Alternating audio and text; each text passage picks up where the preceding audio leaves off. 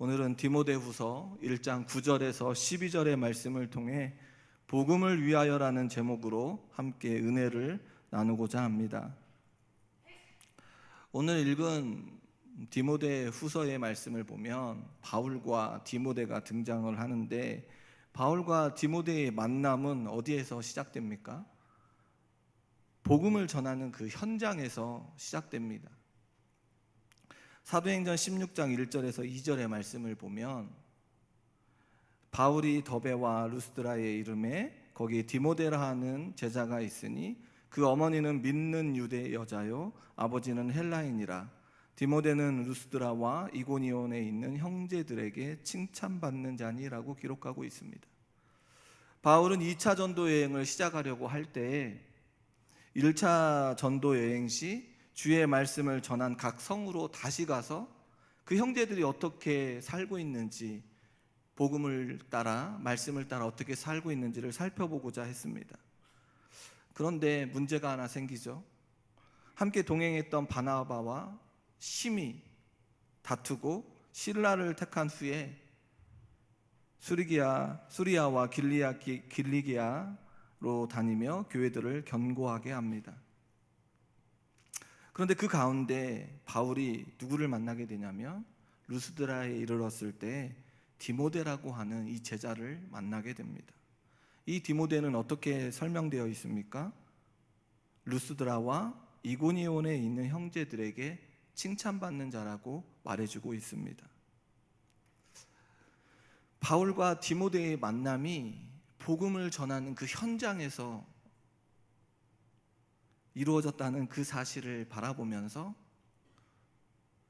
여러 성도님들과 저의 인생 가운데 만남, 이 디모데와 바울의 만남처럼 분명히 이 복음에 관하여 만남적이 분명히 있을 것입니다. 저는 한 40년이 지난 교회 안에서 어떤 선생님으로, 교사 선생님을 통하여 이 복음을 들었고, 그 만남을 통하여 지금 이 자리에 서 있는 것을 보게 됩니다.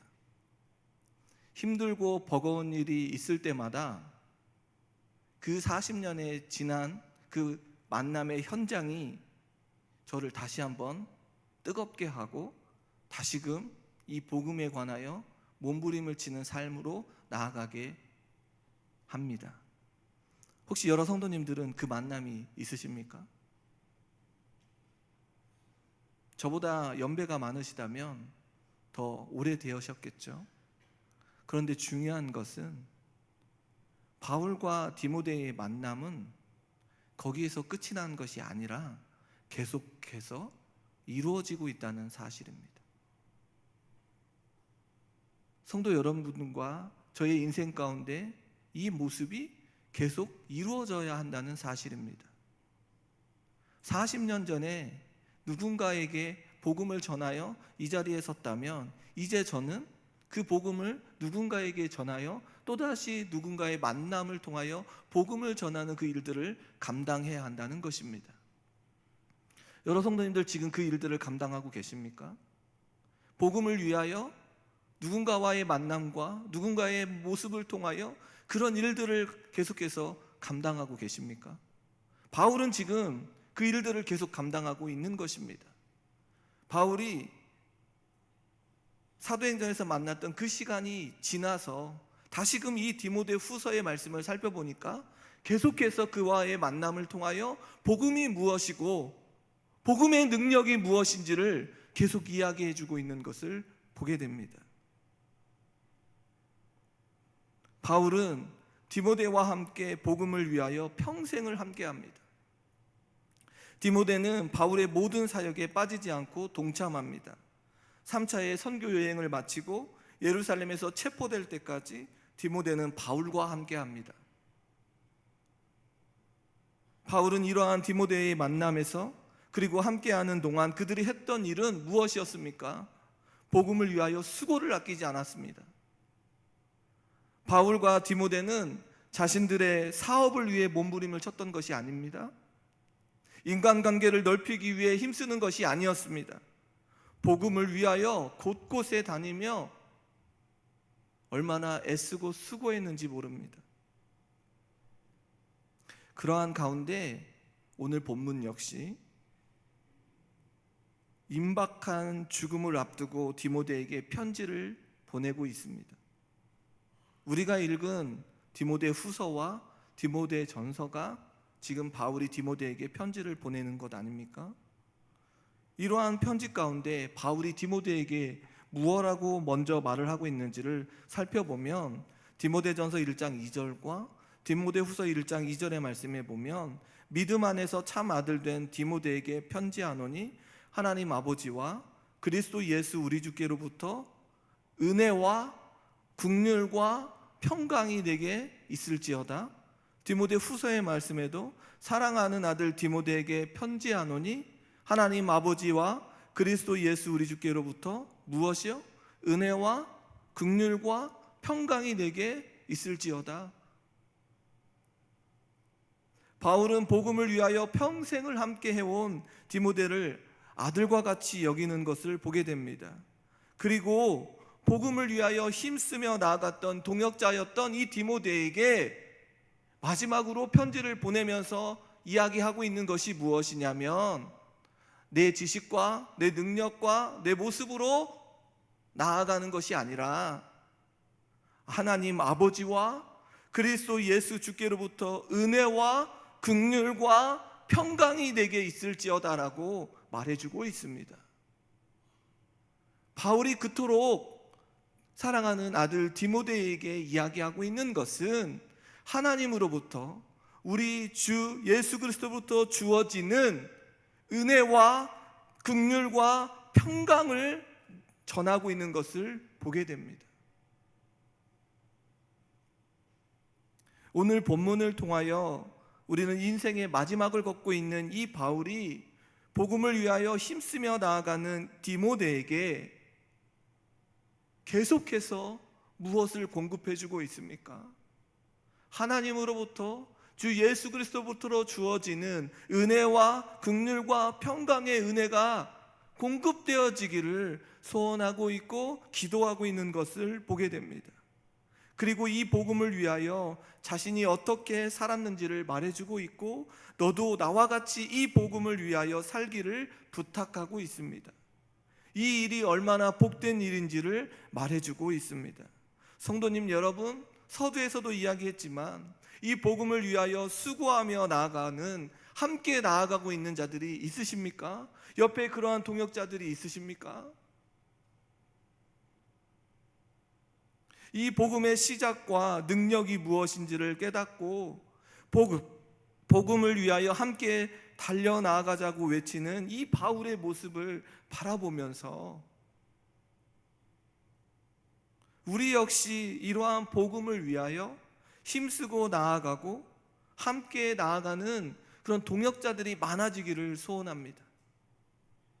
우리 교회가 이러한 복음의 능력과 복음을 위하여 애써 나아가는 사랑하는 자들에게 어떻게 기도를 해야 합니까? 은혜와 긍휼과 평강이 있게 해달라고 기도하는 그런 교회와 그런 개개인들이 다 되시기를 주님의 이름으로 소원합니다.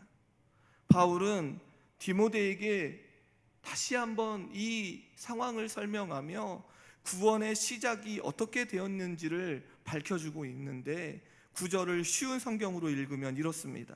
하나님께서는 우리를 구원해 주시고 그분의 거룩한 백성으로 삼으셨습니다.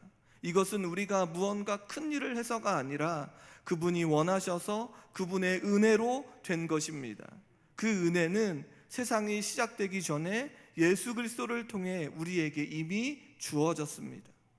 바울은 먼저 하나님께서 우리를 부르신 그 목적이 무엇이라고 말해주고 있습니까? 거룩함이라고 말해주고 있습니다. 우리의 중심적인 삶에서 벗어나 하나님의 관점에서 살아야 한다. 하나님의 관점에서 우리가 거룩한 인생으로 살아나가야 한다는 것을 밝혀주고 있습니다. 그리하여 바울은 자신의 인생 가운데 찾아오신 그 예수 그리스도를 통하여 자기의 중심적인 그 모든 삶을 내려놓고 하나님의 관점에서 살기 시작하지 않습니까? 그리하여 그의 모든 것들을 무엇으로 여깁니까? 배설물로 여기지 않습니까? 그리고 이 모든 일들이 하나님의 뜻하신 일들임을 말해주고 있습니다. 어떠한 상황에 놓여진다 할지라도 예수 그리스도를 따르는 삶이 자신의 인생에서 가장 우선시됨을 드러냅니다. 바울은 이러한 삶의 시작이 누구로부터요? 예수님으로부터 주어진 것으로 자신의 행위로 인함이 아님을 말해주고 있습니다. 바울은 하나님께서 우리를 부르심은 우리의 행위대로 하심이 아니라 거룩하신 하나님으로 인하여 우리의 인생이 거룩해지고 하나님의 영광을 위하여 살아갈 수 있다는 것을 밝혀주고 있습니다. 우리의 어떠한 노력으로 공로로 이루어지지 않습니다. 더군다나 우리의 행위로는, 우리가 너무나도 잘 알고 있지만 우리의 행위로는 구원을 이룰 수도 없고 거룩한 삶으로 단 한 걸음도 나아갈 수 없음을 우리는 너무나도 잘 알고 있지 않습니까?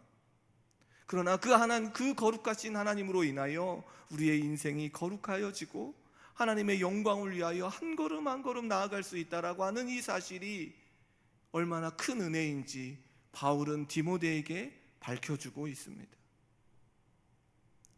우리가 거룩해서 우리를 부르신 것이 아니라 거룩하게 하시기 위해 우리를 부르셨다는 사실을 우리는 기억해야 합니다. 바울은 하나님께서 우리를 구원하신 것은 그분이 원하시고 그분의 은혜로 된 것임을 세상이 시작되기 전에 예수 그리스도로부터 주어졌음을 말해주고 있습니다. 하나님께서는 우리를 자신의 뜻과 은혜로 부르셨다고 말씀합니다. 하나님께서 자신의 뜻으로 우리를 구원하셨습니다. 창조주이시고 구속주이시고 심판주이신 하나님께서 인간을 향한 그 결정이 무엇인가? 그 일을 계획하셨고 이루어 주셔서 우리가 하나님의 백성, 거룩한 백성이 되었다는 사실을 기억해야 합니다. 사람의 뜻과 계획 따라 이 일들이 이루어지는 것이 아니라 창조주이시고 구속주이시고 심판주이신 그 하나님의 뜻과 계획에 의하여 우리가 구원받고 거룩한 하나님의 백성들이 되었다는 사실입니다. 에베소서 1장 11절의 말씀해 보니 모든 일을 그의 뜻의 결정대로 일하시는 이의 계획을 따라라고 기록하고 있습니다. 우리의 생각과 우리의 뜻으로 이 일들이 이루어지는 것이 아니라 하나님의 그 무한하신 계획 안에 우리의 구원의 역사가 이루어졌음을 우리는 기뻐하고 감사해야 한다는 사실입니다. 하나님께서 우리를 구원하신 것은 인간의 계획이 아니고 오직 하나님의 뜻을 따른 것임을 기억해야 합니다. 로마서 8장 28절의 말씀해 보니 우리가 알거니와 하나님을 사랑하는 자 곧 그의 뜻대로 부르심을 입은 자들에게는 모든 것이 합력하여 선을 이루느니라고 말씀합니다. 그러면서 바울은 두 번째, 하나님께서 우리를 무엇으로 부르셨다고 말씀합니까? 은혜로 부르셨다고 말합니다. 이것은 하나님의 영원하신 계획을 따라 예수 그리스도 안에서 주신 것입니다. 구원은 전적으로 하나님의 은혜입니다. 에베소서 2장 8절의 말씀해 보니 너희는 그 은혜에 의하여 믿음으로 말미암아 구원을 받았으니 이것은 너희에게서 난 것이 아니요 하나님의 선물이라. 디도서 3장 5절의 말씀에 보면 우리를 구원하시되 우리가 행한 바 의로운 행위로 말미암지 아니하고 오직 그의 긍휼하심을 따라 구원을 받았음을 말씀합니다. 바울은 이제 이 구원하신 하나님의 뜻과 계획이 그 은혜와 긍휼하심을 입어 예수 그리스도께서 이 땅에 오셔서 비로소 우리에게 보여졌다고 말해주고 있습니다. 디모데후서 1장 10절을 쉬운 성경으로 읽으면 이렇습니다. 그리고 우리 구주 예수 그리스도가 오시고 나서야 비로소 우리에게 보여졌습니다. 하나님의 그 구원의 계획과 뜻하심이 비로소 누구에게, 예수 그리스도가 이 땅에 오심으로 말미암아 모든 자들에게 보여졌다는 사실입니다. 그러니 이 구원이 예수 그리스도부터 시작되어졌다라고 하는 것을 부인할 사람이 아무도 없다는 사실입니다. 예수님께서 이 땅에 오심으로 인하여 우리에게 하나님의 구원의 계획이 완전히 보여졌음을 알게 됩니다. 이것이 우리에게 큰 은혜라는 사실입니다. 하나님의 구원의 계획과 그 뜻하심이 예수 그리스도께서 이 땅에 오심으로 말미암아 완전하게 우리에게 보여짐으로 말미암아 그것을 믿음으로 고백하는 자들이 하나님의 자녀가 되고 하나님의 영광을 드러내는 삶을 살게 되었다는 사실입니다. 그렇다면 예수님께서 이 땅에 오신 이유에 관하여 바울이 무엇이라고 말하고 있습니까? 먼저 사망을 패하시기 위함이라고 말해주고 있습니다. 바울은 사망은 죄의 결과, 인간이 가장 비참한 형편에 처하는 것임을 밝혀주고 있는데, 로마서 6장 23절에 보면 죄의 삭은 사망이라고 말하며 죄에 대한 형벌을 드러냅니다. 예수님께서 이러한 사망을 패하시기 위해 이 땅에 오셨습니다. 인생의 모든 죄악을 담당하시기 위해 오셨습니다. 그리하여 모든 인간은 예수님 안에 있는 생명의 성령의 법으로 인하여 죄와 사망의 법에서 해방될 수 있습니다. 그리하여 예수 그리스도를 구주로 영접할 수 있습니다. 그리스도 예수 안에 있는 사람은 이제 무엇에서 벗어날 수 있습니까? 사망의 공포에서 벗어나 참 자유를 얻게 된다는 사실입니다. 이제 그리스도인들은 죽음이 영원한 형벌이 아니라 하나님의 나라에 들어가는 축복의 통로가 되었다는 사실을 깨닫게 됩니다. 죽음으로 인하여 고통 가운데, 죽음이 다다랐을 때 고통 가운데 있는 것이 아니라 이 죽음의 너머에 하나님의 나라가 있고 하나님의 나라에 들어가 영원히 하나님과 찬송하며 하나님과 교제하는 그날을 바라보며 살아가는 천국의 소망을 가지고 살아가는 자들이 되어진다는 사실입니다. 이것이 은혜 아닙니까? 둘째로 예수님이 이 땅에 오심으로 복음으로써 생명과 썩지 아니할 것을 드러내셨다고 말해주고 있습니다. 주님께서 오심으로 생명과 썩지 아니하는 것, 곧 영생과 부활을 명확하게 드러내셨습니다. 썩지 아니한다는 말씀은 부활하신 육체에 관한 표현입니다. 베드로전서 1장 4절에는 하나님의 나라의 것을 썩지 아니하는 것으로 표현하고 있습니다. 바울은 이러한 모든 일들을 무엇으로 했다고 말하고 있습니까? 복음으로써 했다고 말하고 있습니다. 그러면 복음이란 무엇인가?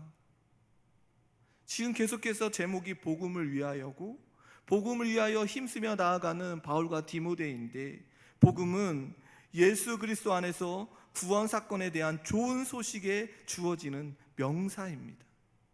그러니까 복음은 그리스도 안에서 구원 사건에 대한 좋은 소식, 우리에게 너무나도 좋은 소식 아닙니까? 사망이 폐하여지고 영원한 생명이 주어지는 그리스도 안에서 주어지는 그 구원의 사건의 모든 것들을 복음이라고 이야기하는데, 이 복음에 관하여 복음을 위하여 바울이 지금 디모데에게 예수 그리스도가 누구인지, 예수 그리스도의 그 구원의 사건이 어떻게 시작되었는지를 밝혀주고 있는 것입니다. 복음 외에 그 어떠한 것도 영생으로 인간을 안내해 줄 수 없음을 말해주고 있습니다. 복음만이 사망을 패하고 부활의 영광을 드러내며 영생을 얻는 길로 안내해 줄 수 있다는 뜻입니다. 그러기에 이제 바울은 어떠한 삶으로 나아갑니까? 이 복음을 위하여 선포자와 사도와 교사로 세움을 받았음을 말해주고 있습니다. 바울은 사망을 패하고 생명을 드러내는 이 복음을 위하여 세움을 입었습니다. 저와 여러 성도님들도 역시 마찬가지로 이 복음을 위하여 각자에게 맡겨져 있는 귀한 사명이 그 존재하고 있다는 사실을 기억해야 합니다. 그는 이 복음을 위하여 선포자가 되었습니다. 복음을 선포하는 자라는 의미입니다. 사도는 예수 그리스도의 전권 대사임을 의미하는데, 이 직분은 주님으로부터 위임받은 것입니다. 다말색 도상에서 부활하신 예수 그리스도께서 바울을 부르시고 그에게 사도의 직분을 맡기지 않으셨습니까? 또한 그는 교사였습니다. 교사는 가르치는 사람입니다. 가르치는 일은 터에 건물을 세우는 그런 직업입니다. 작업이죠. 식물로 말하면 성장하도록 돌보는 것입니다. 아주 오랜 시간이 걸릴 수 있습니다. 바울은 이 복음을 위하여 선포자요, 교사요, 사도로서 그 일들을 감당하고 있습니다. 바울은 디모데에게 지금까지 무엇을 위하여 살아왔는지 드러내고 있습니다. 헛되고 허망한 것들을 붙들고 살아가지 않았습니다. 그의 인생 가운데 참된 생명으로 오신 예수님을 통하여 주어지는 그 구원의 소식, 바로 복음을 위하여 그의 인생에 몸부림을 쳤고 지금도 그 복음을 위하여 살고 있음을 말해주고 있습니다. 그러니 디모데야, 힘을 내라. 복음을 위하여 달려가는 길이 얼마나 복되고 아름다운지를 알고 그 일들을 위하여 헌신하라고 말해주고 있는 것입니다. 우리가 힘을 다하여 주님께서 맡겨져 있는 일들을 감당해야 되는 이유가 바로 이 복음 때문에 그런 것 아닙니까? 왜 교사와 찬양대와 각 위원회와 각 속회들이 움직이는 이유가 무엇입니까? 교회의 행정을 돌보고 물질을 돌보며 봉사하는 그 일들이 과연 무엇 때문에 이루어지는지를 우리는 이 바울과 이 디모데의 모습을 통하여 우리는 깨달아야 하고 다시금 복음 앞에 그 일들을 감당하기 위하여 헌신하고 있는지를 되새겨 봐야 한다는 것입니다. 바울은 오늘 12절에 무엇이라고 말하고 있습니까? 쉬운 성경으로 읽으면 내가 복음을 전하는 일 때문에 고난을 받지만 이에 대해 조금도 부끄러워하지 않습니다. 그것은 내가 지금까지 믿어온 한 분, 예수 그리스도를 잘 알고 있기 때문입니다. 또 주님은 내게 맡기신 것을 세상 끝날까지 안전하게 지키실 것이라고 확실히 믿기 때문입니다. 바울은 12절에 복음을 위하여 살았을 때에 무엇을 겪게 된다고 말하고 있습니까? 고난을 겪게 된다고 말합니다. 그런데 이 고난이 전혀 부끄럽지 않다는 것입니다. 바울은 자신이 고난받는 이유를 분명히 알고 있었습니다. 복음을 위하여 선포자, 사도, 교사로 세움을 입고 수고했는데 그 때문에 고난을 받았습니다. 주님 때문에 사람들로부터 고난을 받고 여러 환경으로 고난을 받았습니다. 성도님 여러분, 복음을 위하여 걸어가는 길은 고난이 주어질 수밖에 없습니다. 세상의 길과 복음의 길은 너무나도 다르기 때문입니다. 그러나 그 길 끝에 주어지는 그 영광은 누구도 줄 수 없습니다. 흉내낼 수도 없다는 사실입니다. 그 영광을 안 자들은 이 고난이 도리어 유익이 되어지고 고난 앞에서 넘어진다 할지라도 다시금 하나님 앞에 올라가 하나님이 이 고난의 현장에서 다시금 힘을 주시고 다시금 이 일들을 감당할 수 있는 그런 능력을 허락해 달라고 기도하는 것 아닙니까? 사랑하는 성도 여러분, 지금 그렇게 기도하고 계십니까? 복음을 위하여 헌신의 무게 때문에 넘어져 버거움을 겪고 있다면 사람이 아니고 물질이 아니고 환경에 나아가는 것이 아니라 하나님 앞에 올라와 이 헌신의 무게가 무겁사오니 하나님 아버지 어떻게 이 헌신을 무게를 감당할 수 있을지 가르쳐달라고 지켜달라고 기도해야 되는 것 아니겠습니까? 왜 기도의 현장에 오지 않으십니까?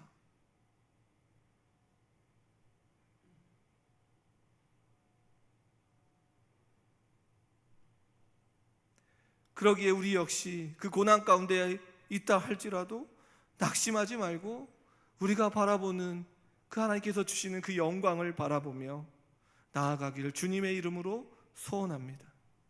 그리하여 바울은 그 고난을 받는 것도 부끄러워하지 않는데 그 이유를 말해주고 있습니다. 먼저 바울은 내가 믿는 자를 내가 안다. 바울이 믿는 자가 누구입니까? 바로 예수 그리스도이십니다. 바울은 예수님을 잘 안다고 말하는 것은 그분이 어떠한 분이신지 지금까지 디모데와 우리에게 이야기하지 않았습니까? 그분이 자신을 향하여 어떠한 계획과 뜻하심이 있는지 알기 때문에 그렇습니다. 우리도 예수 그리스도를 통하여 우리의 구원의 계획과 뜻하심이 무엇인지를 잘 알고 있습니다. 그리하여 그분을 위해서 받는 고난은 부끄럽지 않다는 것입니다. 둘째로, 내가 의탁한 것을 그날까지 그가 능히 지키실 줄을 확신한다는 것입니다. 무엇을 확신합니까? 내가 의탁한 것을 언급하고 있습니다. 의탁하다는 말은 예를 들어서 여행을 할 때 가치 있는 물건을 안전하게 보관해 줄 친구에게 맡길 때 쓰는 표현입니다. 이 위탁은 신뢰할 만한 사람에게 하는 것입니다. 바울이 자신이 언제 죽을지 모르는 가운데 있지만 주님께서는 이 복음을 또 다른 사람의 손에 위탁하사 주의 재림에까지 계속해서 안전하게 지켜나가실 것을 확신하고 있습니다. 그러니 바울이 누구에게 지금 이 일을 위탁하고 있는 거나 마찬가지입니까? 디모데에게.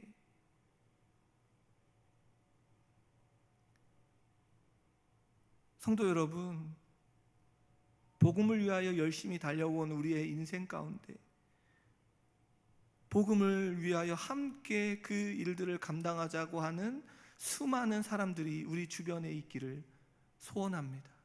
우리의 자녀들이 되기를 소망합니다. 우리의 속회가 되어지고 우리 함께 일하고 있는 교사, 함께 하는 찬양대원들이 되어져서 능히 예수님께서 지키실 줄을 확신하며 그 재림의 그날까지 지켜주실 것을 확신하며 함께 달려나아가자고 함께 기도하는 사랑하는 자들이 되어지기를 주님의 이름으로 소원합니다. 이 확신에 찬 바울은 디모데에게 주님 안에서 위탁받아 자신처럼 끝까지 복음을 위하여 살아가기를 소망하고 있습니다. 그리하여 지금 바울은 복음의 현장 속에서 고난을 당한다 할지라도 부끄럽지 않음을 밝혀주고 있습니다. 그리하여 아들과 같이 여기고 있는 디모데 역시 복음의 현장 가운데 살아가기를 소원하고 있습니다. 예배소 교회를 섬기며 나아가는 과정 속에서 어려움이 있습니다. 또한 복음을 향한 도전들이 있다 할지라도, 어려움에 처해져 있는다 할지라도 굴복하지 말고 도리어 복음이 아니고서는 살아갈 수가 없음을 선포하고 이 복음의 능력을 증거하며 살아가기를 지금 부탁하고 촉구하고 있는 것입니다. 얼마나 멋진 만남입니까? 얼마나 멋진 고백인지 모르겠습니다. 복음의 확신을 가지고 나아가는 이 바울의 모습 가운데 누구의 모습이 떠오르십니까? 예수 그리스도의 모습이 떠오릅니다. 그리고 그 은혜를 아들과 같이 여기는 디모데에게 전해주는 그 모습이 저와 여러 성도님들의 가슴을 요동치게 해야 한다는 것입니다. 이 복음의 은혜와 그 능력을 알고 있는 우리가 이 확신을 가지고 이 복음에 의하여 살아가기를 결단하는 자들과 함께 가슴을 치며 요동치며 그 일들을 감당하기 위하여 나아가야 한다는 것입니다. 혹여 우리의 자녀들이, 우리의 속하고 있는 사랑하는 자들이 이 복음의 능력을 상실하고 복음을 위하여 살지 않고 있는 것 때문에 가슴을 치고 있지는 않으십니까? 예배의 자리, 말씀의 자리, 기도의 자리를 나와 함께 나아가야 함에도 불구하고 그렇게 하지 못하고 있는 자들이 있지 않으십니까? 그렇다면 먼저 우리가 기도하며 우리가 눈물 뿌려 나아가야 되는 것 아니겠습니까? 우리가 먼저 확신에 차야 되지 않겠습니까? 이 하나님의 뜻과 계획 안에 이 구원의 이 소식, 이 복음의 능력이 우리 가운데 확실하며 확신에 찬 모습으로 증거하는 그런 모습으로 나아가야 되는 것 아니겠습니까? 성도님 여러분, 요즘 무엇이 우리의 가슴을 요동치게 하고 있습니까? 무엇이 우리의 삶 가운데 우리의 가슴을 요동치게 하고 있습니까?